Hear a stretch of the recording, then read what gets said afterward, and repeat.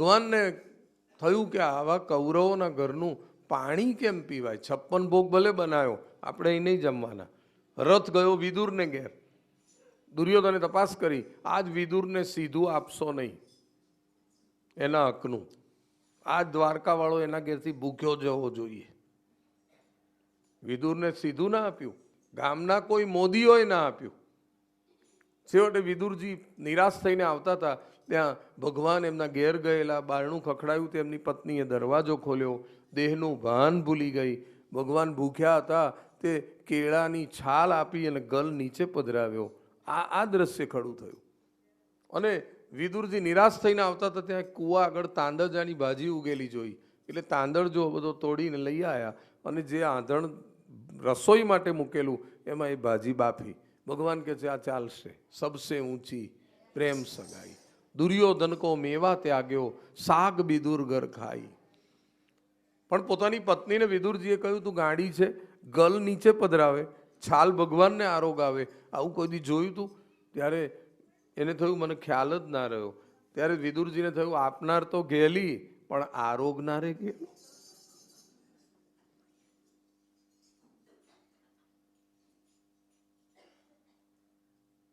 જગનું પાલનહાર છતાં એ ભૂખ્યો એ રહી જાય, અને પુનિત ભક્તો પ્રેમ કરી જે ખવડાવે તે ખાય. વિચાર કરો. વિદુરની ભાજી આરોગી અને પછી ભગવાન યુદ્ધ નક્કી કરીને પાંડવો પાસે પહોંચ્યા. કુંતાજીની હાજરીમાં બધો રિપોર્ટ આપ્યો. ત્યારે કુંતાજીએ કહ્યું કે અમારા જેવી ક્ષત્રિય નારીઓ અન્યાય સામે લડવા માટે વીર પુત્રોને જન્મ આપતી હોય છે. એ સમય પાકી ગયો હોય એવું લાગે છે. માટે હવે તો યુદ્ધ એ જ કલ્યાણ, અને પાર્થને કહો કે ચઢાવે બાણ, સામે પક્ષે કરી દો જાણ. જાણ કરી બંને પક્ષ તૈયારીમાં લાગ્યા. દ્વારકામાં એક દિવસ ભગવાન ઊંઘે છે. દુર્યોધન આવીને ઓશિકા આગળ બેઠો. થોડી વાર પછી અર્જુન આવ્યો, એ શ્રી ચરણમાં બેઠો. ભક્તનું સ્થાન ક્યાં હોય? અને કોઈ સૂતેલી વ્યક્તિ આમ પથારીમાં જાગીને બેઠી થાય તો પહેલી નજર ક્યાં જાય? ચરણ તરફ જાય. એ જાગેલા ભગવાનની નજર પડી, કહે અર્જુન ક્યારે આવ્યો? તો કે થોડી વાર પહેલા જ મારું આગમન થયું. આટલું પૂછે છે એટલામાં દુર્યોધન જે ઓશિકા પાસે બેઠેલો એ બોલ્યો કે હું એનાથી પણ પહેલા આવ્યો છું, માટે પહેલા મને ન્યાય મળે. ભગવાને કહ્યું અવશ્ય. કેમ આવું થયું? તો કે છે અમારું અને પાંડવો વચ્ચે જે યુદ્ધ થવાનું એમાં આપ અમને કઈ રીતે મદદરૂપ થઈ શકો? તો ભગવાને કહ્યું કે મેં એક પ્રતિજ્ઞા રાખી છે કે આ યુદ્ધમાં હું શસ્ત્ર ઉઠાવવાનો નહીં, કોઈની સાથે લડવાનો નહીં. એક તરફ શસ્ત્ર વગરનો હું છું, તો બીજી તરફ મારી સશસ્ત્ર વિરાટ એવી નારાયણી સેના છે. દુર્યોધને કહ્યું તો આપની સેના અમને મોકલી આપજો, આવી જશે. દુર્યોધન ગયો. હવે અર્જુનને પૂછ્યું કે તારું કેમ આવું થયું? અર્જુન કહે છે કે હું તો માત્ર એક વિનંતી કરવા જ આવ્યો હતો કે આ યુદ્ધમાં આપ અમારી પડખે રહેજો. 1000 હાથવાળો પડખે હોય તો સામે ગમે એટલી મોટી સેના ઊભી હોય તો એ ડર શેનો હોય? કારણ કે સામે ગમે એટલા યોદ્ધા ઊભા હોય, એ બધામાં જે બળ છે, તેજ છે, શૌર્ય છે, પરાક્રમ છે, એનું પાવર હાઉસ તો પરમાત્મા પોતે છે. એ પાવર એને ખેંચી લેતા કેટલી વાર લાગે? અર્જુને કરેલી વિનંતી ભગવાને સ્વીકારી અને અર્જુનને ખાતરી આપી કે તારા રથનો હું સારથી બનીશ. અર્જુનને હવે ખાતરી થઈ, હવે હારવાનું કોઈ કારણ નથી. અને ભગવાન મારા રથના સુકાની બને ને પછી કદાચ હારવાનું થાય તોય હવે ફિકર નથી. મારી નાવનો છે સુકાની તું, મારી નાવનો છે સુકાની તું, ચાહે તારજે કે ડુબાડજે, તારા હાથમાં તારા હાથમાં, તારા હાથમાં. મારી નાવનો છે સુકાની તું, મારી નાવનો છે સુકાની તું, ચાહે તારે જે કે ડુબાડજે તારા હાથમાં, તારા હાથમાં, તારા હાથમાં, તારા હાથમાં.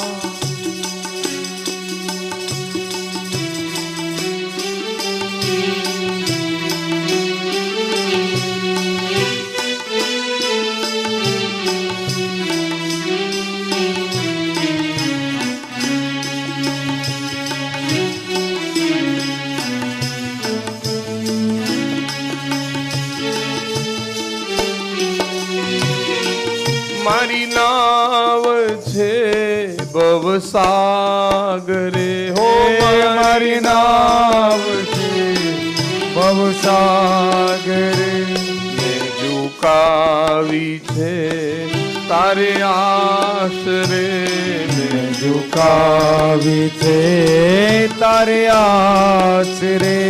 હું ફીકર પ્રભુ હવે શું કરું, તું છે હમ સફર મારી સાથમાં, તારા હાથમાં, તારા હાથમાં, તારા હાથમાં, તારા હાથમાં.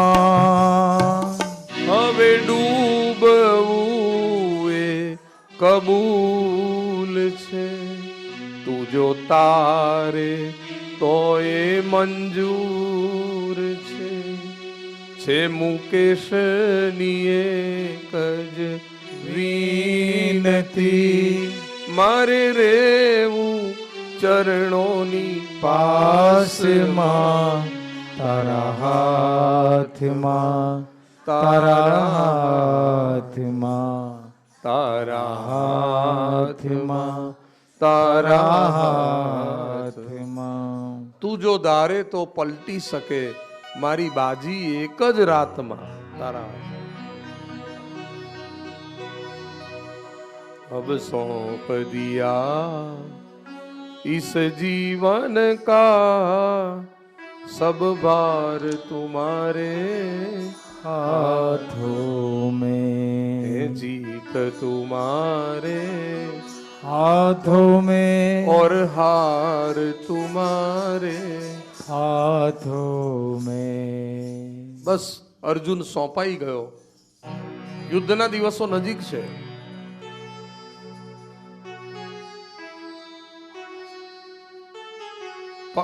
કૌરવો તરફ વધારે સેના છે, પાંડવ તરફ ઓછી છે.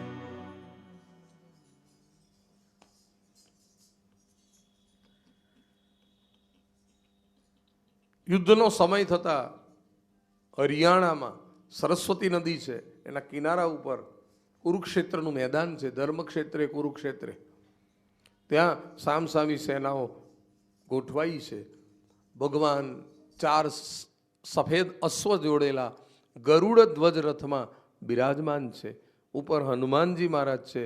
જ્યાં સેવક બેસે ત્યાં સ્વામી બેઠો છે, સ્વામી બેસે ત્યાં સેવક બેઠો છે. ખરેખર ભગવાનનું સ્થાન હોય ત્યાં અર્જુનને બેસાડ્યો, અર્જુનનું સ્થાન ત્યાં ભગવાન બેઠા. યુદ્ધની શરૂઆતમાં જ અર્જુને કહ્યું કે આપણા રથને બંને સેનાઓની વચ્ચે લઈ જાઓ, જેથી હું જોઈ શકું કે આ યુદ્ધમાં કોણ કોણ લડવા માટે આવ્યા છે. ભગવાને કહ્યું જેવી તારી ઈચ્છા. બંને સેનાઓની વચ્ચે રથને ઊભો રાખ્યો.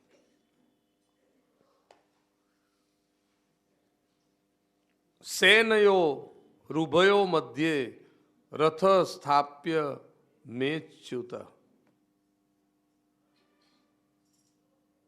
યાવ દેતા નિરીક્ષોહમ યોદ્ધુ કા માનવ સ્થિતાન, જેથી હું જોઈ શકું કયા કયા લડવા આવ્યા છે. વચ્ચોવચ્ચ રથ ઊભો રાખ્યો. દરેકનો ભગવાને પરિચય કરાયો, એક એક યોદ્ધાનું નામ બોલીને, અને જેનો પરિચય કરાવીને નજર કરીને કે આ દ્રોણ છે, આ જયદ્રથ છે, આ કર્ણ છે એ તમામ યોદ્ધાના પરાક્રમ પોતાની અંદર ખેંચી લીધા. એ જ વખતે એમને નિર્બળ બનાવી દીધા. અર્જુનને આ ખબર નહીં. અર્જુન કહે છે આ તો બધા જ સગાના સગા છે, એમાં ગુરુજનો છે, વડીલો છે, કુટુંબીજનો, આ બધાના લોહીથી રંગાયેલી ગાદી મળે તો એનો અર્થ શું? અમારે લડવું નથી. ભગવાન કહે છે આ તારું વચન કાયરતા પૂર્ણ છે. યુદ્ધની શરૂઆતમાં તું રણ મેદાનમાં આવું બોલે એ તને શોભતું નથી. સામે ઉભેલા બધા આતંકવાદી છે અને એને જીવતા રાખવા એ જોખમ છે. ઘણું સમજાવ્યું પણ ના માન્યું. એટલે પછી ભગવાને વિરાટ સ્વરૂપ પ્રગટ કરીને કહ્યું જોઈ લે તને શું દેખાય છે? તો કહે છે કે તમારી વિકરાળ દાઢો જે છે એમાંથી ચવાઈ ચવાઈને કૌરવો નીચે પડતા દેખાય છે. એટલે આટલામાં સમજી લે મેં આ બધાને પહેલેથી મારેલા છે, તારે તો ખાલી યશ પ્રાપ્ત કરવાનો છે. હવે અર્જુનને રહસ્ય સમજાઈ ગયું. વિરાટ સ્વરૂપ જોયા પછી તમે વિરાટ ને હું તો વામણો. સખેતી મત્વા પ્રસભમ યદુક્તમ, હે કૃષ્ણ હે યાદવ હે સખેતી અજાનતા મહિમાનમ તવેદમ. તમારો મહિમા આજ સુધી હું નહોતો જાણતો હો. એટલે મિત્ર ભાવે આપણે જોડે જમ્યા, એકબીજા સાથે વાતું કરી અને એમાં કોઈ અયોગ્ય સંબોધન મારાથી થઈ ગયું હોય તો મને માફ કરજો મારા બાપ. હવે તો તમે કહેશો એમ જ થશે. કરીશ્યે વચનમ તવ.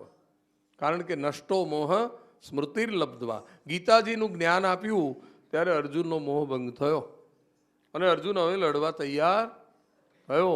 અને પછી જે ટંકાર કર્યો ધનુષનો અને ભગવાનનું પ્રોત્સાહન હતું, પીઠબળ હતું, તે 18 દિવસમાં તો કૌરવોનો ભૂક્કો બોલાવી દીધો.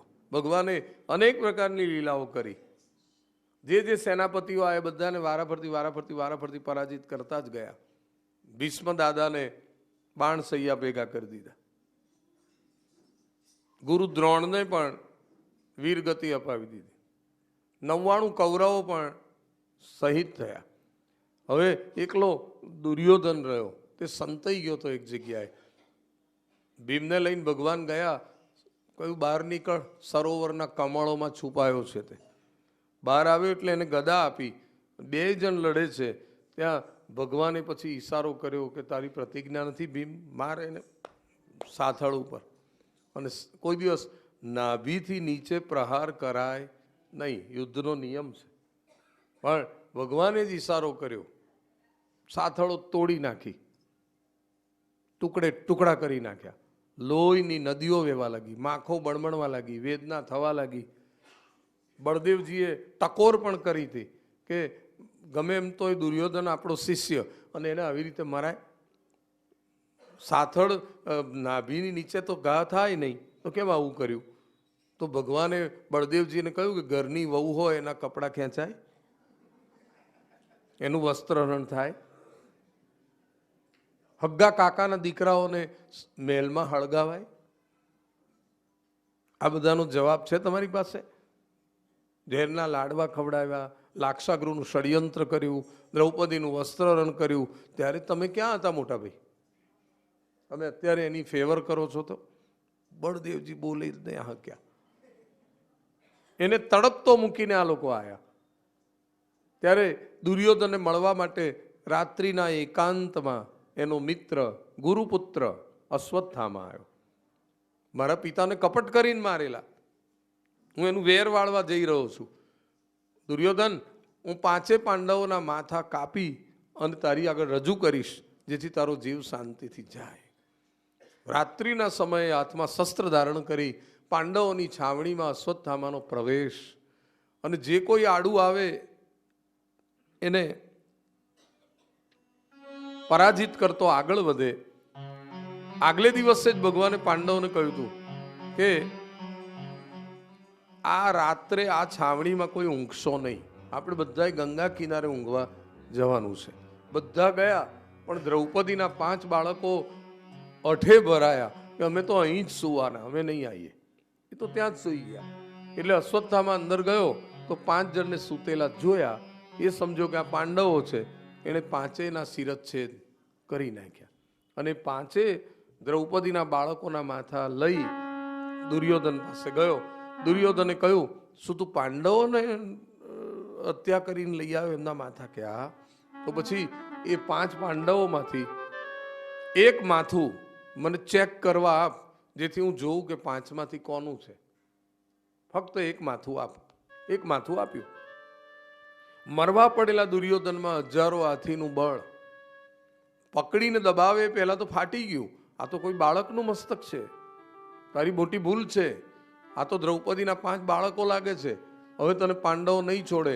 જ્યાં સંતાવું હોય ત્યાં સંતાઈ જા. ગયો હિમાલયમાં વ્યાસ આશ્રમમાં સંતાઈ ગયો.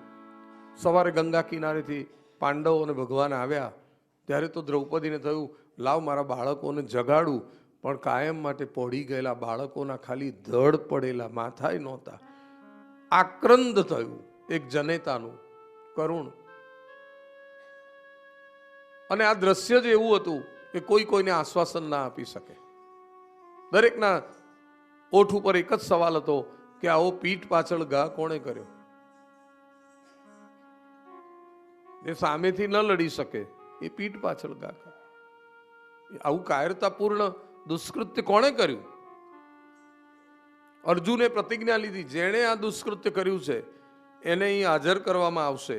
એનું મસ્તક છેદી એના ઉપર દ્રૌપદીને બેસાડી પછી જ આંસુ લૂછવામાં આવશે એના. પ્રભુ, મારી વિનંતી છે કે આપ રથ તૈયાર કરો. અસ્ત્ર શસ્ત્ર લઈને અર્જુન બેઠો અને રથ ગયો હિમાલયમાં. અશ્વત્થામા અને અર્જુન વચ્ચે યુદ્ધ થયું. અર્જુનના પ્રખર બાણ સહન ન કરી શક્યો, બ્રહ્માસ્ત્ર મૂક્યું. ભગવાને અર્જુનને કહ્યું, તારી પાસે પણ બ્રહ્માસ્ત્ર છે, કાંટો કાઢવા કાંટો જ જોઈએ. એણે પણ મૂક્યું.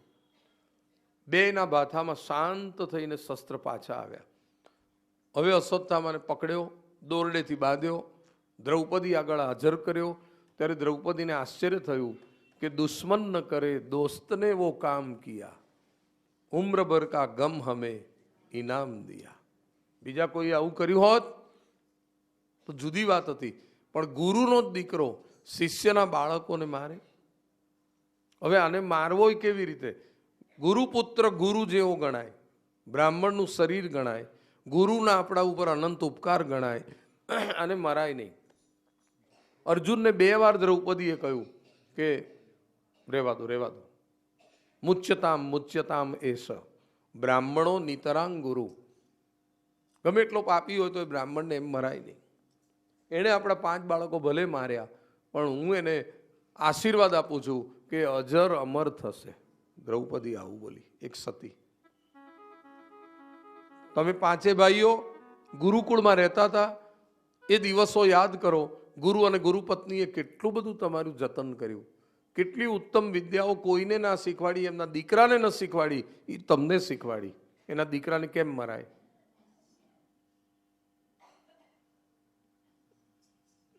અત્યારે ગુરુજી નથી, એમના પત્ની વિધવા છે. જેમ અત્યારે મારા બાળકો માટે હું રડું છું, આને મારવાથી આપણા ગુરુપત્ની રડશે. આના પાપે પણ ગુરુપત્નીની આંખમાં મારે આંસુ પડાવવા નથી. સાંભળીને ભગવાન મનમાં જે ખુશ થયા, વાહ દ્રૌપદી,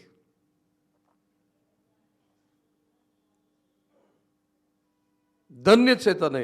નહીં તો જેના 5 બાળકોની હત્યા થઈ હોય એ માં હત્યારાને છોડવાની વાત કરે.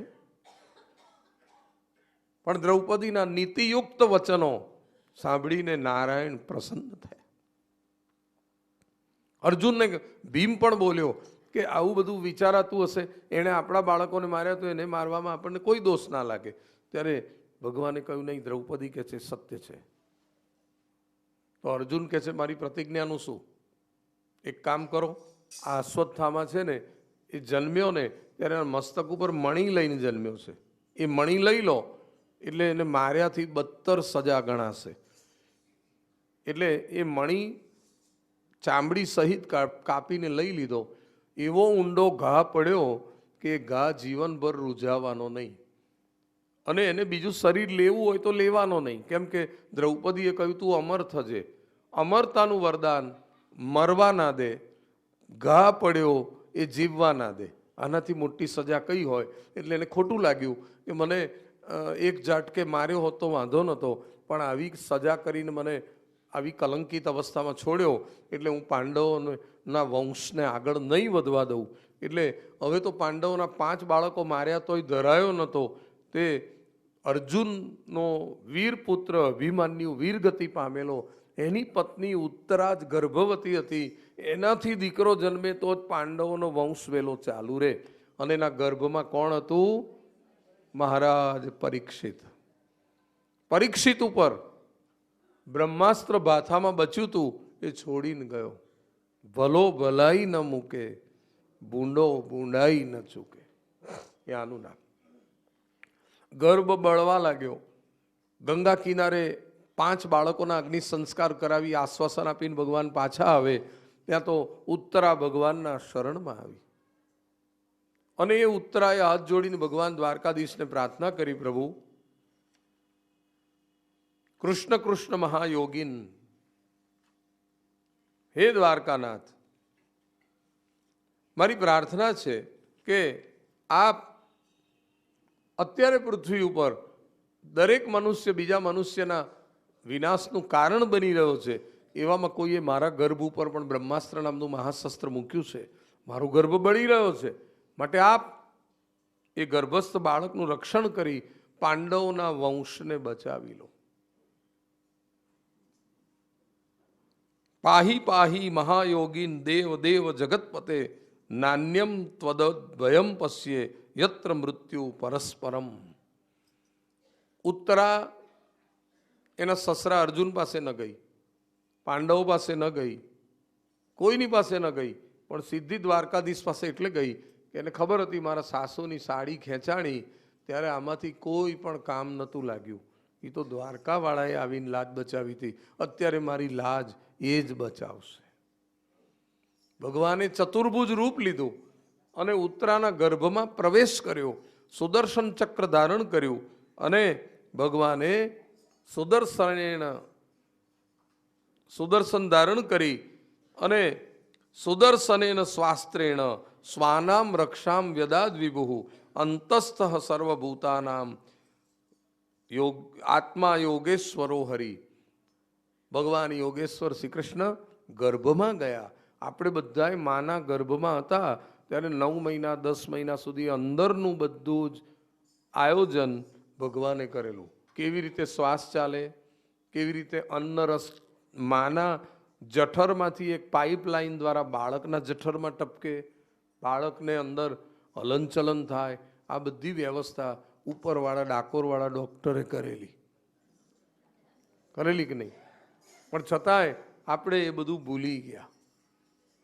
9-10 મહિના તું ઊંધે માથે ઝૂલ્યો, તું તે દાડા કાં ભૂલ્યો? આપણા બધાનું ગર્ભમાં રક્ષણ ગોવિંદે કર્યું. પરીક્ષિત અંદર સૂતા સૂતા જુએ છે મારી ચારે તરફ એક તેજસ્વી પુરુષ ફરીને મારું રક્ષણ કરે છે. કોણ છે આ? કોણ છે? ગર્ભમાં ગોવિંદના દર્શન થાય એનાથી નસીબદાર બીજો કોણ હોય? એ તો વિચાર કરો.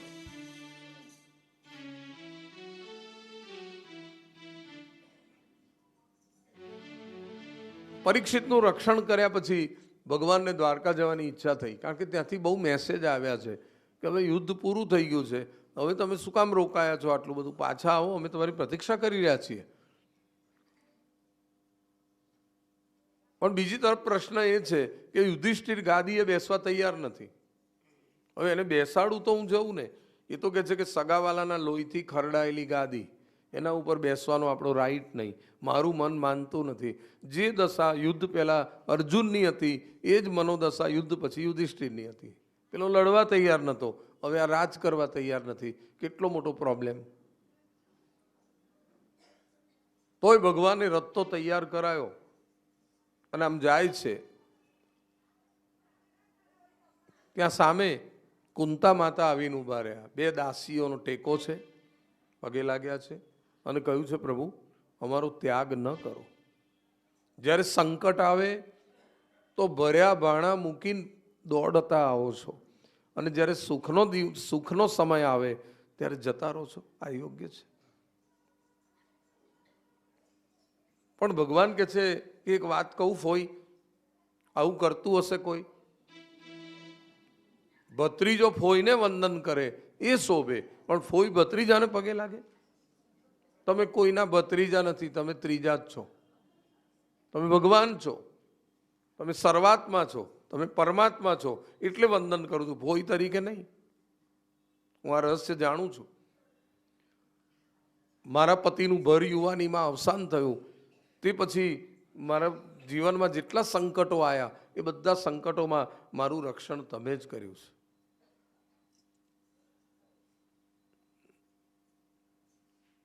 દ્રૌપદીનું વસ્ત્રહરણ થયું, તમે લાજ પૂરી. ભીમને ઝેરના લાડુ ખવડાવવામાં આવ્યા, તમે જ એને બચાયો. મત્સ્યવેદ કરવાનો હતો, મારા અર્જુને તમારી સામે જોઈને બાણ છોડ્યું હતું. દુર્વાસા જંગલમાં આવ્યા, તમે બચાયા. મહાયુદ્ધ થયું, તમે વિજય અપાયો. આપ નાના હતા ને, બહુ વખતે હું પિયર રહેવા ગઈ, બહુ વખતે મેં મારા ભાઈ વસુદેવને કહ્યું કે કંસે તો કાળો કેર કરી નાખ્યો આપણા ઉપર. ત્યારે મારા ભાઈ વસુદેવે મારા કાનમાં કહ્યું કે આટલા બધા બાળકો કંસે માર્યા, પણ આપણા 2 બાળકો હજી સલામત છે. કે ક્યાં છે? ગોકુળમાં. રોહિણી પુત્ર દાઉ, યશોદા પુત્ર કનૈયો. શું કનૈયો બી આપણો દીકરો? કે આ કોઈને ખબર નથી, પણ આ તો તમારા બેન, એટલે હું તમને ખાનગીમાં કહું, કોઈને કહેતા નહીં. ત્યારે મને એમ થયું કે લાય ભત્રીજાને જોઈ આવું તો ખરી. હું તો આવી ગોકુળમાં.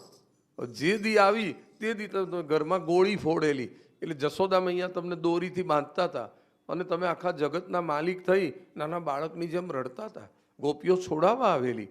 જે દિવસે તમે દામોદર લીલા કરી તે દિવસે હું નંદબાવાના ઘેર હાજર હતી. ગોપ્યા દદે ત્વયી કૃતા ઘસીદામ તાવદ યાતે દશાશ્રુ કલિલામ જન સંભ્રમાક્ષમ વક્ત્રમ નિનીય ભય ભાવનયા સ્થિતસ્ય સામામ વિમોહયતિ વીર અભિયત બિભેતી. તમે રડતા હતા, હું હાજર હતી.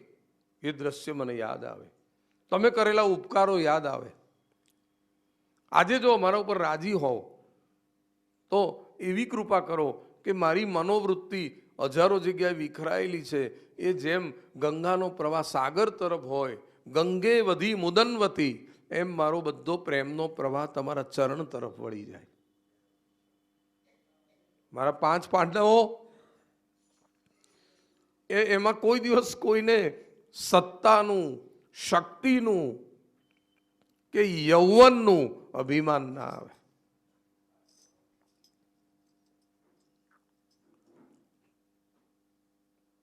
હે જગતગુરુ, ખરેખર દિલથી આપ અમારા ઉપર પ્રસન્ન હોય તો આજ એવું માંગવાની ઈચ્છા થાય છે કે અમારા જીવનમાં સુખ નહીં પણ વિપત્તિનો વરસાદ વરસે. વિપદ સંતુ ન સસ્વ તત્ર તત્ર જગતગુરુ. હે જગતગુરુ, વિપત્તિનો વરસાદ વરસે. કેમ કે દુઃખ આવે તો તમે દોડતા આવો છો, સુખ આવે તો તમે જતા રહો છો. અમારે તમારી જરૂર છે. સુખ એ ગાંડપણની આબોહવા છે, દુઃખ એ ડાપણની દવા છે. માટે વિપત્તિ એક પૂરી થાય એટલે બીજી મોકલી આપજો. કોઈ સામેથી ભગવાન પાસે આવું માંગ્યું કોઈ દી સાંભળ્યું છે? પ્રાર્થના તો એવી હોય કે અમારી વિપત્તિનું હરણ કરજો, પણ આજ કુંતા માતાએ સામેથી માગ્યું. વારંવાર આપના દર્શન થશે વિપત્તિમાં, અને બીજો અવતાર મારે લેવો નહીં પડે. ભવતો દર્શનમ યસ્યાદ પુનર્ભવ દર્શનમ. ભગવાનને થયું અત્યારે જવું નથી, હવે દ્વારકા જવાનું આપણે મુલતવી રાખો. તરત જ પોતાના સારથીને કહ્યું રથ પાછો લઈ લે ભાઈ, નથી જવું. રથ પાછો ફર્યો. કુંતા માતાને થયું ચલો આપણી પ્રાર્થના ફળી.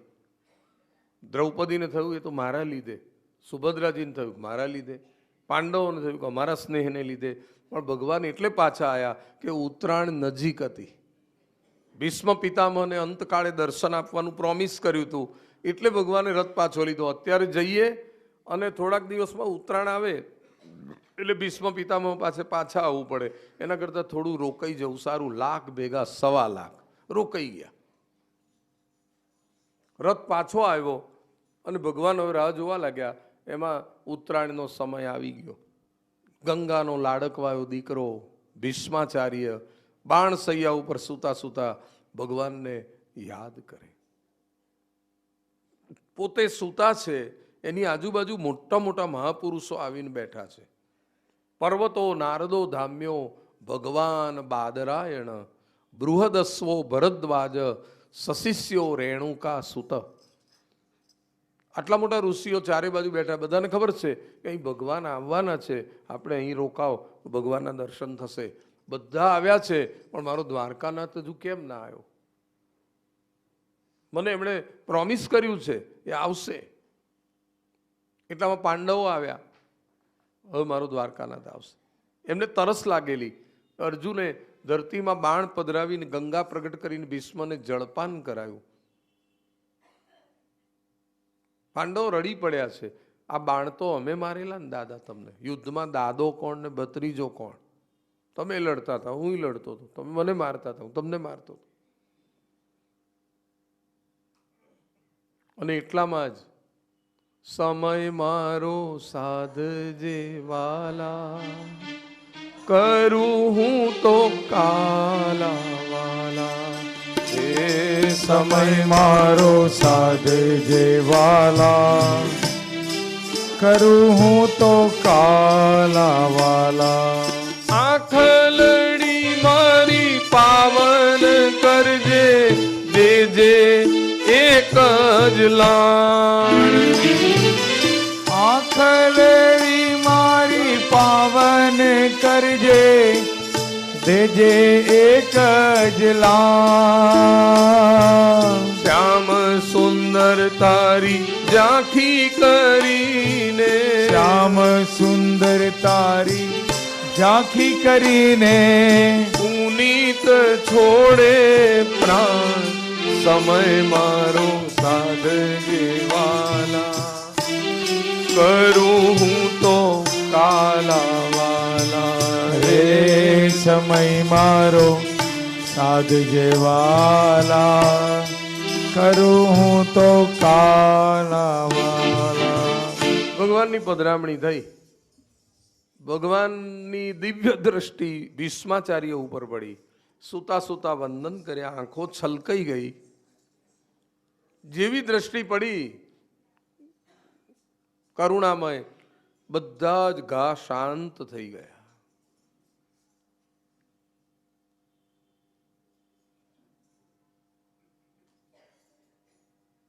ભીષ્માચાર્યએ ભગવાનને વંદન કરીને કહ્યું, પ્રભુ ક્યારનો હું તમારી પ્રતીક્ષા કરતો હતો.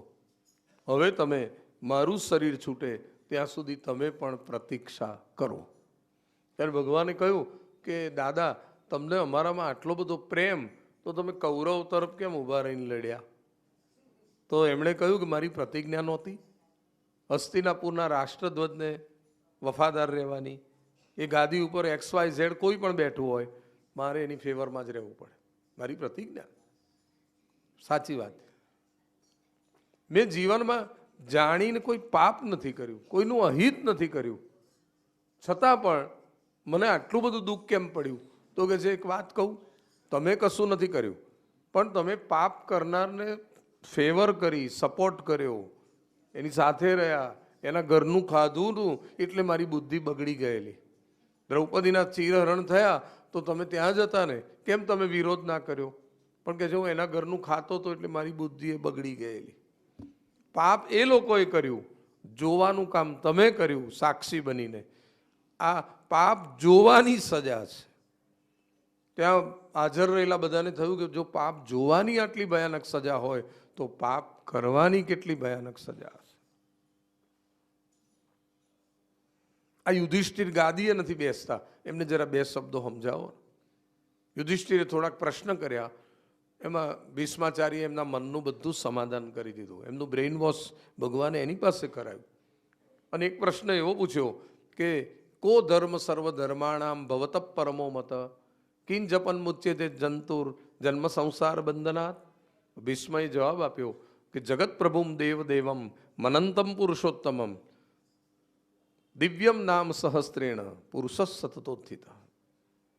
જે કોઈ મનુષ્ય ભગવાનના 1000 નામનો નિત્ય પાઠ કરે એ સહેજ ભવસાગર તરે. જે લોકો ભક્તિનો નિયમ રાખશે એની પાસે યમ નહીં જાય. નિયમ નથી એને યમ પકડે છે. પુનિત મહારાજે લખ્યું છે, નિયમ એવો રાખીએ રે યમ આવે ના પાસ જો. નિયમ એવો રાખીએ રે કે યમ આવે ના પાસ જો. નિયમ એવો રાખીએ રે યમ આવે ન પાસ જો. નિયમ એવો રાખીએ રે યમ આવે ન પાસ જો. અને રોજ હરી રસ ચાખીએ રે હૈયે હરિનો વાસ જો. રોજ હરી રસ ચાખીએ રે હૈયે હરિનો વાસ જો. મેં મારા જીવનમાં હે યુધિષ્ઠિર ભગવાનના વિષ્ણુ સહસ્ત્રનો પાઠ કર્યા વિના જળ પીધું હોય એવો એક દિવસ મને યાદ નથી. જીવનભર ભગવાનને ન ભૂલે એને ખરા સમયે ભગવાન ભૂલતા નથી. એનું આ પ્રમાણ છે. એટલે પ્રભુ આવ્યા છે. યુધિષ્ઠિરનું બ્રેઇન વોશ કર્યા પછી હવે ભીષ્મ પિતામહે જોયું કે ઉત્તરાયણનો સમય થયો છે એટલે હવે મારું શરીર છોડવાનો ઉત્તમ સમય છે. અને એમણે ભગવાનની હાથ જોડીને વંદના કરી, સ્તુતિ કરી. અંતકાળે હું આપને શું અર્પણ કરું? મારી પાસે 2 જ વસ્તુ છે. એક તો મારું નિરપેક્ષ મન અને બીજી મારી નિષ્કામ બુદ્ધિ. એ 2 આપ સ્વીકારો. ઇતિમતી રૂપ કલ્પિતા વિતૃષ્ણા ભગવતી સાત્વત પુંગવે વિભૂમની સ્વસુખમુપગતે ક્વચિદ વિહર્તુમ પ્રકૃતિ મુપેયુષી યદભવ પ્રવાહ. આ 2 વસ્તુ સ્વીકારો. ત્રણેય ભુવનમાં તમારે જેટલું કોઈ સુંદર નથી. એક શ્લોકમાં સ્વરૂપનું વર્ણન, એક શ્લોકમાં સ્નેહનું વર્ણન, એક શ્લોકમાં શૌર્યનું વર્ણન. ત્રિભુવન કમનમ તમાલ વર્ણમ રવિકર ગૌરવ રામ દધાને વપુરલક કુલાવૃતાનનાબ્જમ વિજય સખે રતિરસ્તુ મે નવદ્યા. ભગવાનને વ્યંગમાં એવું કીધું, તમે અર્જુનના મિત્ર છો અને અર્જુનનું નામ પાડ્યું છે મેં વિજય સખા. એનું આટલું નીચું પડવા ના દીધું. વિજય સખા, ત્રણેય ભુવનમાં તમે સુંદર છો, તમાલપત્ર જેવા તેજસ્વી છો, આપનું પેલું પિતાંબર એ સૂર્ય સમાન તેજસ્વી છે, અને આપની વાળની એ લટો આજે પણ મને યાદ છે. હું સામે ઊભો રહીને લડતો હતો, વારંવાર આપના દર્શન થતા હતા. એક દિવસ મેં આપના ઉપર બાણ છોડ્યા, હનુમાનજી ગુસ્સે થયા અને પછી આપ રથમાંથી કૂદી પડ્યા અને બાજુમાં તૂટેલો રથ પડ્યો તો એનું પૈડું લઈને મારા ઉપર કેવા આવ્યા હતા આક્રમણ કરવા. એ દ્રશ્ય યાદ છે ને? મને હજી યાદ છે. હે વિજય સખા, તમારા ચરણમાં મારી પ્રીતિ થાવ. હવે આ શરીર ન છૂટે ત્યાં સુધી આપ પ્રતીક્ષા કરો. સદૈવ દેવો ભગવાન પ્રતીક્ષતામ કલેવરમ યાવદિદમ હિનોમ્યહમ પ્રસન્ન હાસારુણલોચનોલ્લસન મુખાંબુજ ધ્યાન પથશ્ચતુર્ભુજ. અને આ 2 હાથવાળું સ્વરૂપ નહીં ચાલે. ચતુર્ભુજમ 4 હાથવાળું સ્વરૂપ. બીજું, ચહેરો એકદમ પ્રસન્ન હસતો રાખો. પ્રસન્ન હાસારુણલોચનોલ્લસન. ભગવાન હસતા હસતા ચતુર્ભુજ રૂપે ઉભા છે અને એના દર્શન કરતા કરતા ભીષ્મ દેહોત્સર્ગ કરે છે. તુમ સામને. 1000 વર્ષ મુનિઓ પ્રયત્ન કરે તો જે સામે આવીને ના ઊભા હોય એ આજ સામે ઊભા છે.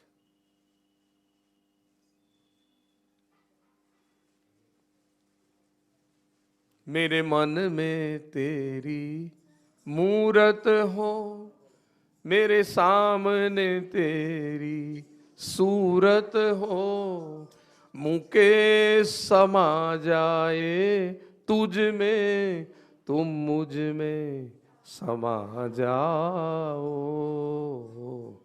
जब दीप जले आना, जब प्राण चले आना, हे कमल नयन हे यदुनंदन, मेरी बीनती ना ઠુકરાના. અને પ્રભુના દર્શન કરતા કરતા એને દેહ છોડ્યો. એમનો દસે દિશામાં જય જય કાર થયો. ભીષ્માચાર્ય મહારાજ કી જય. ગંગાનો આ લાડકવાયો દીકરો દિવ્ય ગતિને પ્રાપ્ત થઈ ગયો. ઉત્તરાયણનો એ સમય પવિત્ર છે. એમાં કોઈનું શરીર છૂટે એ મોક્ષ ગતિને પામે. ભીષ્માચાર્યના અંતિમ સંસ્કાર, હસ્તિનાપુરની રાજ્યસભામાં ગુણાનુવાદ સભા, અને હવે યુધિષ્ઠિર મહારાજનો રાજ્યાભિષેક, દાન અને પુણ્યનો પ્રવાહ. હવે ધર્મ રાજ્યની ભગવાને સ્થાપના કરી અને હવે ખરેખર ભગવાન દ્વારકા જાય. કારણ કે હવે તો જાય ને આટલો બધો સમય. અર્જુનને કહ્યું તારે આવે બહુ વખત થયો, તું ચલ મારી સાથે.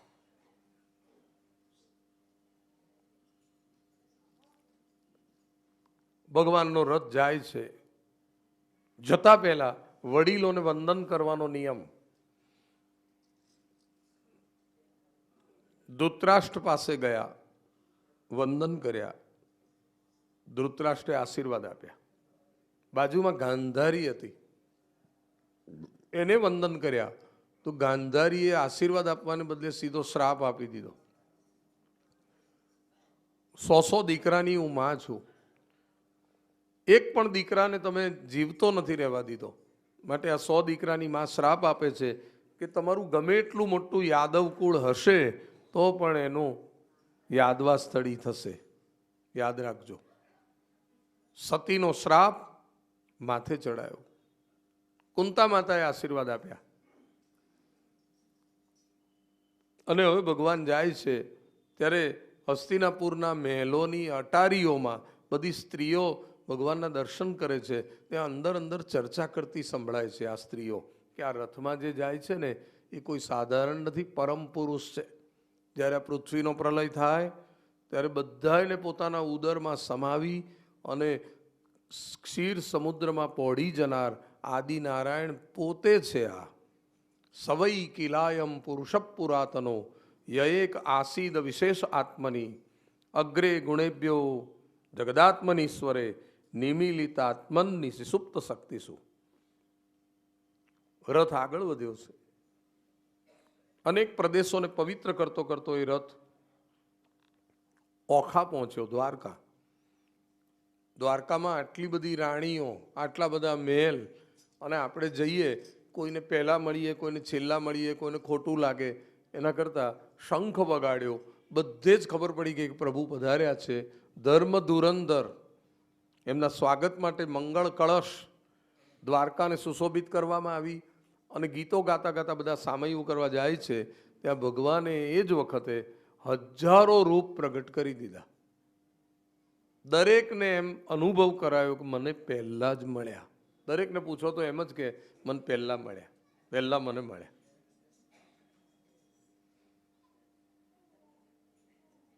ભગવાનના આવવાનો એક ઉત્સવ થયો દ્વારકામાં.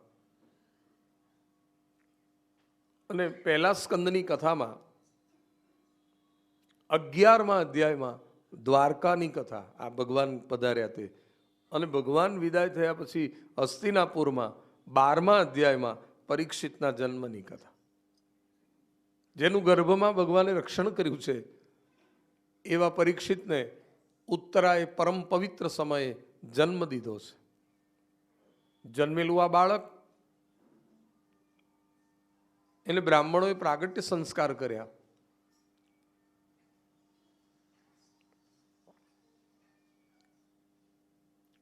આ બાળક એવું છે કે જેટલા લોકો એને જોવા આવે એ બધા એના ચહેરાની પરીક્ષા કરે છે. એ જુએ છે કે અંદર હતા જે મારું રક્ષણ કરતા હતા એ વ્યક્તિ તો અહીં દેખાતા નથી બહાર. એ ક્યાં છે, એ ક્યાં છે, એ ક્યાં જુએ છે. એટલે બધા બ્રાહ્મણો કે છે આનું એક નામ પરીક્ષિત પાડો.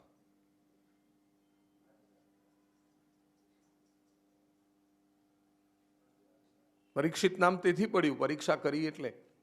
આ બાળક છે ને એ રામચંદ્ર ભગવાન જેટલો જ સત્ય સંકલ્પ થશે, કુબેર જેટલો ધનવાન થશે, ઈક્ષ્વાકુ જેવો મહાન થશે, શિબી જેવો શરણાગત વત્સલ થશે, રંતિદેવ જેવો ઉદાર થશે,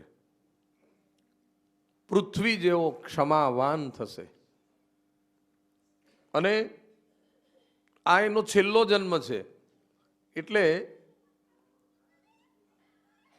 તક્ષકાદ આત્મનો મૃત્યુમ દ્વિજ પુત્રોપસર્જિતાત.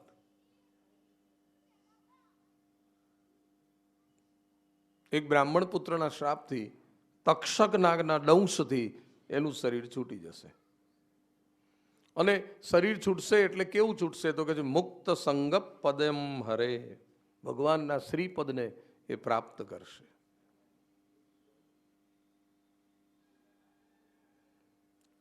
આ બાળક મોટા મોટા 4 અશ્વમેઘ યજ્ઞ કરશે, આ ધર્મનિષ્ઠ થશે,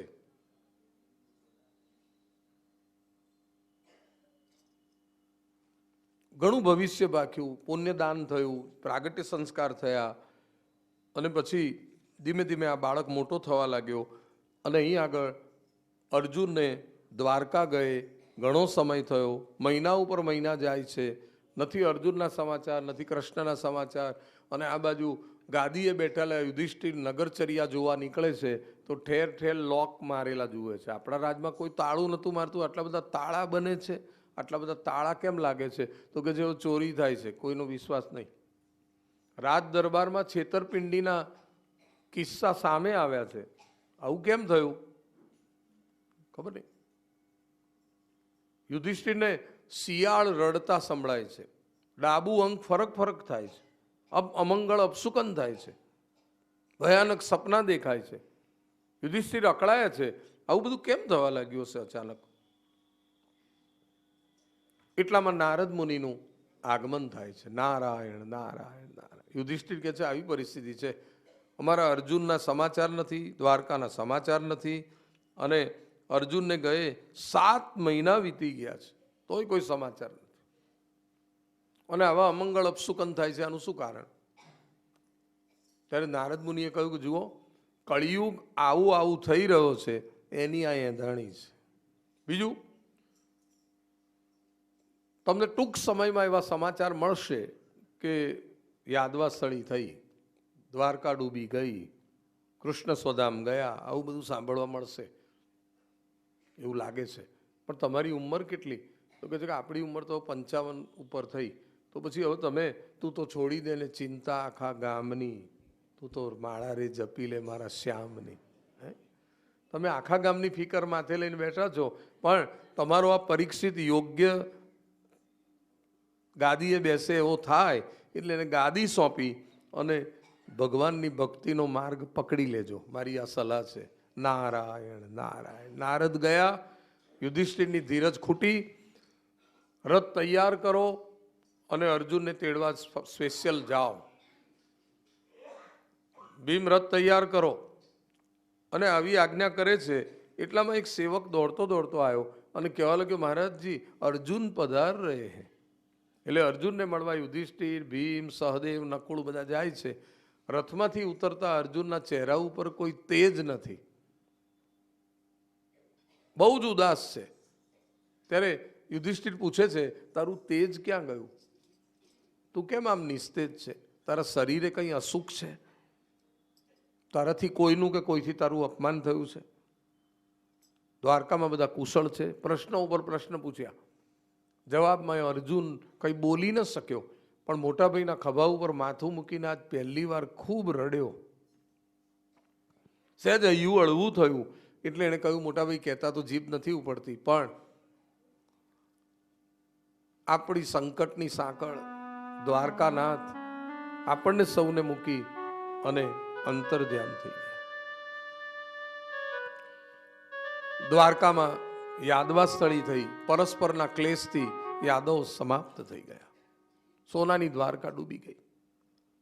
બચેલાઓને હું રથમાં પધરાવીને આવતો હતો ત્યાં રસ્તામાં કાબા નામના લૂંટારુઓએ મને લૂંટ્યો. એ કાબાઓની શું ગુંજાશ કે મને લૂંટે, પણ આજ મને અહેસાસ થયો કે સમય સમય બલવાન હે નહીં પુરુષ બલવાન. ઇન્દ્ર મારા ગાંડીવથી ડરે એવો આજુ લૂંટાણો આ નરરૂપી અર્જુનમાં જે બળ હતું મારા નારાયણનું.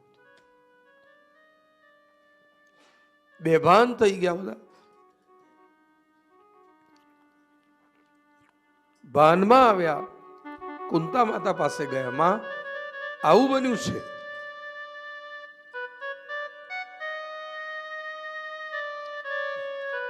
કૃષ્ણ કૃષ્ણ સ્મરણ કરતા તે જ વખતે કુંતાજીએ દેહ છોડી દીધો. રામાવતારમાં રામ રામ કરતા દશરથે, કૃષ્ણ અવતારમાં કૃષ્ણ કૃષ્ણ કરતા કુંતાએ દેહ છોડી. માના અંતિમ સંસ્કાર કર્યા અને થોડાક જ સમયમાં પ્રજાની સંમતિ લઈ પરીક્ષિતનો રાજ્યાભિષેક કરવાનો નિર્ણય કર્યો અને એનો રાજ્યાભિષેક કરીને દાન પુણ્ય બધું આપ્યું, એને બધી જવાબદારી સોંપી અને હવે પાંડવો હળવા ફૂલ થઈ ગયા. અને હવે વચ્ચે એક ઘટના એવી બની કે વિદુરજી ઘેર પધાર્યા 36 વર્ષે. કેટલા વર્ષે? મહાભારતના યુદ્ધને 36 વર્ષ પૂરા થયા અને વિદુર કાકા આવ્યા. તો વિદુર કાકા કહે છે કે પાંડવો કહે છે કાકા તમે તો 36 વર્ષે ઘેર આવ્યા તો આટલું બધું ક્યાં રોકાયા? તો કહે છે કે આપણે તો યુદ્ધ અટકાવવા પ્રયત્ન કર્યો હતો. 2 શબ્દો ભાઈ મોટા ભાઈ ધૃતરાષ્ટ્રને કહ્યા કે આ ખોટું થઈ રહ્યું છે, પાંડવોને અડધું રાજ આપી દો. પણ દુર્યોધને મારું અપમાન કર્યું, અમારું ખાવું ને પાંડવોનું ગાવું, નીકળો અહીંથી બહાર, મારો ધક્કા. એટલે મને ધક્કા મારીને કાઢે એના કરતાં આપણે ધનુષબાણ મૂકીને આપણું માન સાચવવા નીકળી ગયા. હવે આપણે દેખવું નહીં, દાજવું નહીં. એટલે હું ને મારા પત્ની 12 વર્ષ સુધી ગંગા કિનારે બેસીને ભાજીને ભાખરી જમીન ભજન કર્યા અને 24 વર્ષ સુધી જાત્રા કરી. એમ 36 વર્ષ પૂરા થયા. પણ મને જાત્રામાં ખબર પડી કે કૌરવોનો નાશ થયો ને પાંડવોનો વિજય થયો ને ધર્મરાજ્યની સ્થાપના થઈ. એટલે હું ઘેર આવ્યો. અને હવે છે ને તે હું મોટા ભાઈ ભાભીને પણ મળી લઉં કે હા ચોક્કસ. એટલે ધૃતરાષ્ટ્ર એને ગાંધારીને મળવા ગયા. હા, બધાને એમ લાગ્યું કે વિદુર કાકા હવે ઘેર જ છે ને, આપણી સાથે જ છે. પણ વિદુર કાકાએ મોટા ભાઈ ભાભીને મળીને કહ્યું કે આમાં શું સાર કાઢ્યો? દગા કિસી કા સગા હોતા હે ક્યાં? અડધું રાત સારી રીતે આપી દીધું હોત તો આ દિવસો જોવાના આવત. જેને ઝેરના લાડવા ખવડાયા એના ઘરમાં ચૂરમાના લાડુ ખાતા તમને આજ શરમ આવવી જોઈએ. તમારા એ ષડયંત્રો યાદ કરો. તમે તમારા દીકરાની આંખે જ જોતા હતા, અમારી એક વાત નહોતા માનતા. આજે તમને પાણી પાવા એક દીકરો નથી રહ્યો. તમારું આયુષ્ય 7 જ દિવસ છે. બોલો, ઘરમાં શરીર છોડવું છે કે ગંગા કિનારે? સદગતિ પ્રાપ્ત કરવી હોય તો ગંગા કિનારે જવું પડે. પણ આંખો વગર આ ઉંમરે હું લઈ જઈશ ને. હું એટલા માટે જ ઘેર આવ્યો છું. કાલે પાંડવ સવારે જાગે એ પહેલા આપણે ખાસ્સા કિલોમીટર કાપવા છે. હમણાં બધા સૂઈ જાય એટલે આપણે જાગવાનું, કોઈને કહ્યા વિના. તમારો પીએ સંજય છે એને પણ કહેશો નહીં. પાંડવ જવા નહીં દે, એ લાગણીવાળા છે. રાત્રે બધા સૂઈ ગયા એટલે વિદુરજીએ સંત જેમ સંસારી જીવને જગાડે એમ જગાડ્યું. જાગજે જાગજે જીવડા જાગજે, તારી મૂડી મફતમાં જાય. ભક્તિ સાચો નફો વેપારમાં, પુનીત ગાંઠે બાંધીને જાય. જગાડ્યા અને કહ્યું જાગો ને જલ્દી ભાગો. મોટાભાઈ ભાભીનો હાથ પકડી વિદુરજી નીકળી જ ગયા. એટલું બધું ઝડપથી ચલાવ્યા કે સવારે પાંડવો ખોળે તોય ના મળ્યા. આપણું ભાગ્ય ફૂટી ગયું. કાકા જતા રહ્યા, મોટા બાપા ગયા, મોટી બા આપણને કંઈ કહ્યા. આ બધા વડીલોનો આપણાથી કંઈ અપરાધ થયો હશે? પણ નારદજીએ કહ્યું કે એ તો છે ને એમના માટે જ વિદુરજી ઘેર આવેલા. એ બંનેને ગંગા કિનારે લઈ જશે અને એમની મુક્તિ થઈ જશે. એમ ગયા વિદુરજી લઈ ગયા સપ્તસ્ત્રોત કનખલ પાસે, 7 ઋષિઓનું તપોસ્થળ. ત્યાં બેસાડીને કહ્યું અહીં ભજન કરો અને હું જાઉં છું. હવે એમને બેસાડીને પછી વિદુરજી પ્રભાસ ગયા. વિચાર કરો. પાંડવોએ નક્કી કર્યું આપણે પણ હવે અહીં રહેવું નથી. સાદો વેશ ધારણ કર્યો, દાન પુણ્ય કરી અને હિમાળે હાડ ગાળવા નીકળી પડ્યા દ્રૌપદીને લઈને. પ્રજા બહુ રડે છે, જેના રાજમાં આપણે આટલા બધા સુખી થયા એવો રાજા થયો નથી, એવો રાજા થવાનો નથી. યુધિષ્ઠિરનું નામ ધર્મરાજ. નીચે નજર રાખીને નીકળી ગયા. હરિના દ્વાર હરદ્વાર ગયા, ગંગામાં સ્નાન કર્યું, બદ્રી કેદારનો રસ્તો લીધો. જેમ જેમ આગળ વધે એમ પાંડવોમાંથી એક એકના શરીર પડે. જેનું શરીર પડે એ મોટા ભાઈને પૂછે કે મારું અડધે રસ્તે કેમ પતન થયું.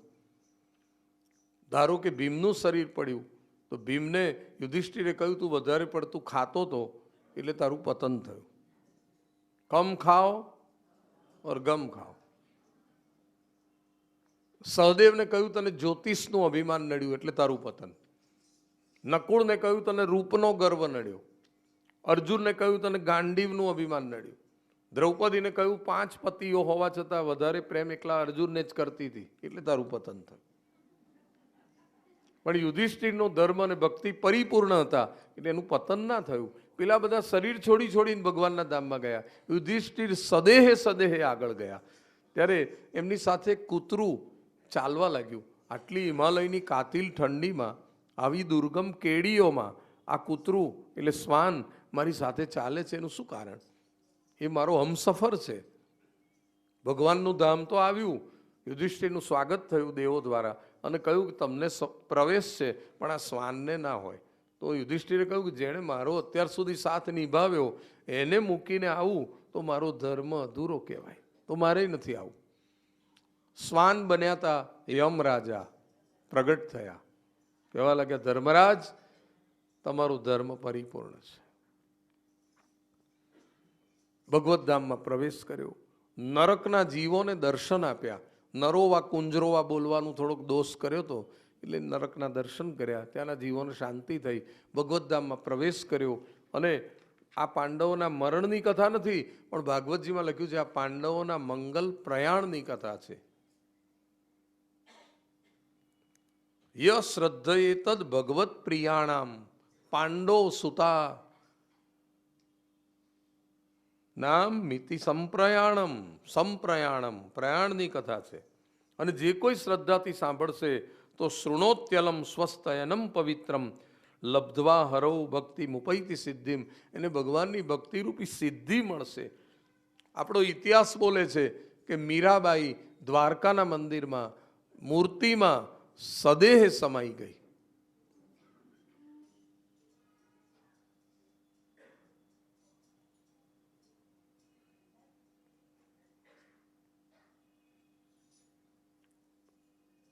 એવા ઘણા ભક્તો થઈ ગયા, સદેહે ભગવાનના ધામમાં ગયા. વિચાર કરો.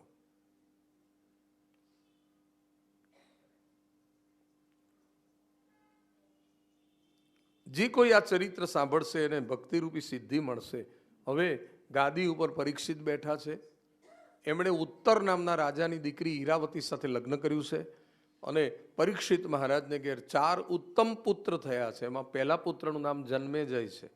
એણે ગંગા કિનારે પુષ્કળ ખર્ચ કરીને 4 અશ્વમેઘ યજ્ઞ કર્યા છે. એના રાજમાં કોઈ દુઃખી નથી. ગૌ બ્રાહ્મણ પ્રતિપાલ છે, એણે સાર્થક કર્યું છે. અને પરાક્રમ કરીને આખી પૃથ્વીને જીતી લીધી છે. સાર્વભૌમ ચક્રવર્તી બન્યો છે પરીક્ષિત. જેવા જેવા લક્ષણો એના જન્મ સમયે બ્રાહ્મણોએ ભાખ્યા હતા એ તમામ સાચા પડ્યા છે. પવિત્ર જીવન છે. પણ એ પવિત્ર જીવનમાં એને વિઘ્ન ક્યાંથી આવ્યું એ બધી કથા હવે આપણે આવતીકાલે શ્રવણ કરીશું. અને જેમ જેમ કથાનો પ્રવાહ આગળ વધશે એમાં આપણને ખૂબ આનંદ આવશે. આવતીકાલે સાંજે 7 વાગે નરસિંહજીનું અહીં પ્રાગટ્ય થશે.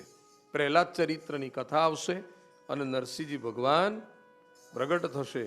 માટે આવતીકાલે એ કથાનો પણ લાભ આપ બેજો. બીજું, આવતીકાલે અહીં 9 થી 11 પાછો અમારો રાત્રે ભજનનો કાર્યક્રમ પણ છે. કારણ કે કાલ શનિવાર છે એટલે રવિવારની રજા દરેકને અનુકૂળ રહે. એટલે આવતીકાલે ઘેર કહીને આવજો. અને જે ઘેર જાઓ એ પાછા એમને લઈને આવજો. હા, એટલે કાલે અહીં 9 થી 11 ભજનનો કાર્યક્રમ પણ રાખેલો છે, એટલે એ પણ લાભ લેજો. તો હવે ભગવાનની પૂજા, થાળ અને આરતી કરીશું. જે મહેશભાઈનું નામ મેં ગઈકાલ જાહેર કર્યું હતું, સાદરા રાધાવલ્લભ મંદિરના મેનેજિંગ ટ્રસ્ટી શ્રી, એમના માતૃશ્રીની આજે પુણ્યતિથિ છે મારા સુશીલાબાની. એટલે 10મી પુણ્યતિથિ 2010માં એ ધામમાં ગયા. એ પહેલા અનેક કથાઓ સાદરાના સમાજમાં થઈ. 2017માં 17 કથાઓ સાદરા માટે થઈ, બધી થઈને 17 કથા એક જ સમાજમાં થાય એ કેટલો વિક્રમ કહેવાય. એટલે એ મહેશભાઈના માતૃશ્રીને પણ હું આ રાધા નામની અંજલિ અર્પણ કરું છું. એમનો આત્મા પણ જ્યાં હોય ત્યાં દિવ્ય શાંતિને પ્રાપ્ત કરે અને એમના પરિવાર ઉપર એમના આશીર્વાદ ઉતરે. જુગ જુગ જીવો રે હો માવડી, જુગ જુગ જીવો રે હો માવડી, તારી સેવા મને નથી આવડી, તારી સેવા મને નથી આવડી. કે મારે કાજે તું તો જાતો રે ઘસતી, મારે કાજે તું તો જાત રે ઘસતી, સદાય રહેતી હસતી ને હસતી, સદાય રહેતી હસતી ને હસતી. અરે મૂર્તિ કલ્યાણની તું કહાવે, મૂર્તિ કલ્યાણની તું કહાવે, પુનીત ચરણે શિર ઝુકાવે, પુનિત ચરણે શિર ઝુકાવે. યુગ યુગ જીવો રે હો માવડી, યુગ જીવો રે હો માવડી. બોલો શ્રી રાધા વલ્લભ લાલ કી જય, શ્રી જક્ષણી માત કી જય, સિદ્ધાંબિકા માત કી જય, હિત હરિવંશ ચંદ્ર મહાપ્રભુજી કી કી જય. જય જય શ્રી રાધે, જય જય શ્રી રાધે, જય જય શ્રી રાધે.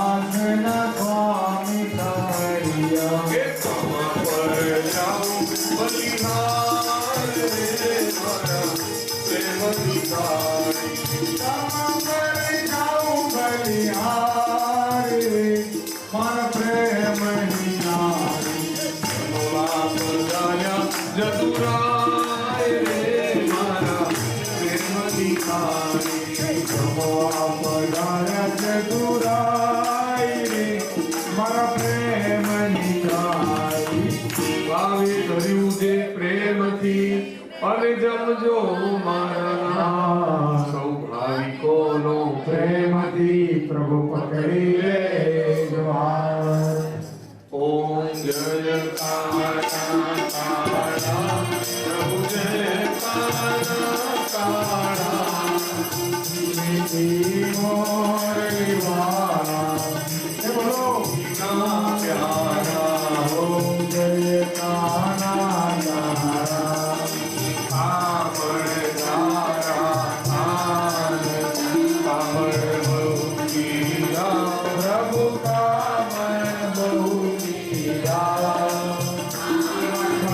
चोरी मोहन मगर चोरी मोहन चोरी ओम जय काना तारा जय सोदा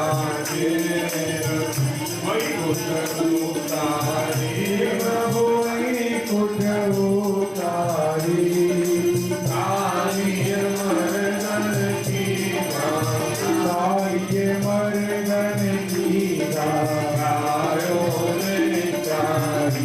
ओम जय काना तारा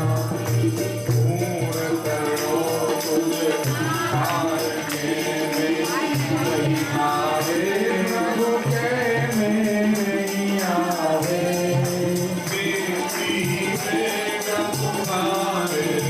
नदी वेद पुकारा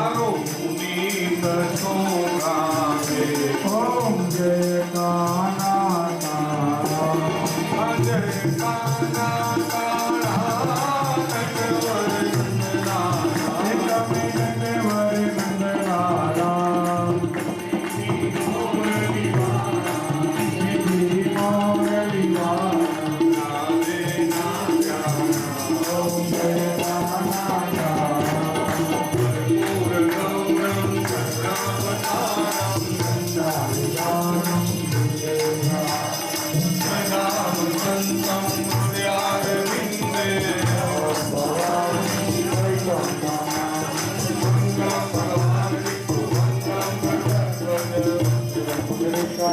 मंगलाय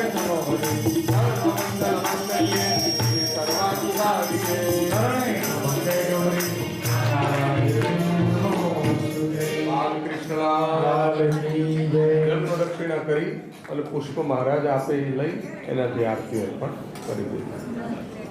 મારા નૈનાબેન પટેલ પણ આજ પધાર્યા છે. મારા રામ ભક્તનું સુંદર સાહિત્ય એમણે પ્રભાવિત રાખ્યું છે. એમનું પણ સ્વાગત છે. અને મનોથી પરિવારના સૌ કુટુંબીજનો, જ્ઞાતિજનો, મારા કનુભાઈ ખમાર એ પણ આવ્યા છે. મારા રણછોડ બાપાના બંધુઓ તેઓ પણ આવી રહ્યા છે. બધાનું આ તબક્કે ખૂબ ખૂબ હાર્દિક સ્વાગત છે. ત્વમે કરોમિ सकलं वरस्मै नारायणायति समर्पयामि यानि कानि च पापानि जन्मान्तरकृतानि च तानि सर्वाणि नश्यन्तु प्रदक्षिणां पदे पदे. સૌને અમારા જય શ્રી કૃષ્ણ, જય અંબે, ખૂબ ખૂબ આભાર. અસ્તુ.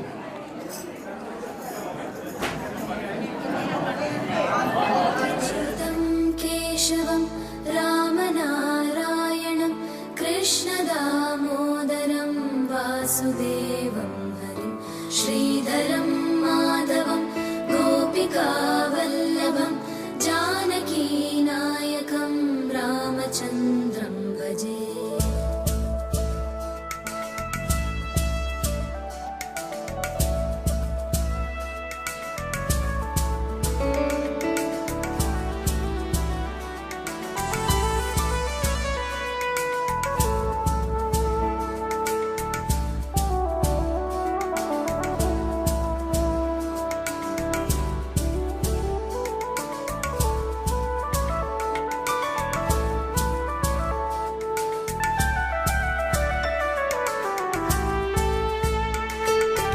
अच्युतं केशवं सत्यभामाधवं माधवं श्रीधरं राधिकाराधितं इन्दिरामन्दिरं चेतसा सुन्दरं देवकी